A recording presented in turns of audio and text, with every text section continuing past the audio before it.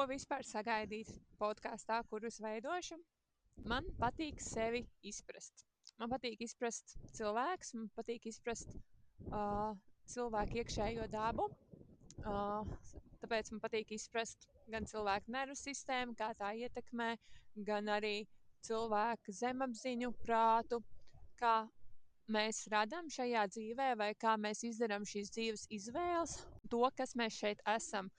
Izprast sevi, kā mana personība ir radusies, un vienkārši izzināt sevi.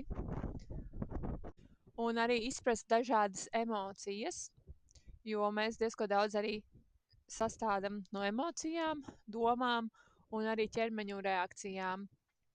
Šajā podkāstā noteikti būs kopējs informācijas apkopojums, kurš nāks vienkārši caur radošo enerģiju par tēmu, kas būs aktuāla vai kur radošā enerģija man virzīs, par ko runāt.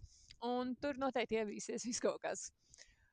Un noteikti arī dalīšos vispār, kā es vispār nonācu līdz tam pati, kāds bija mans ceļš. Un iepazīstināšu ar sevi, savu pieredzi un savu stāstu. Bet tas gaidāms nedaudz uz priekšu.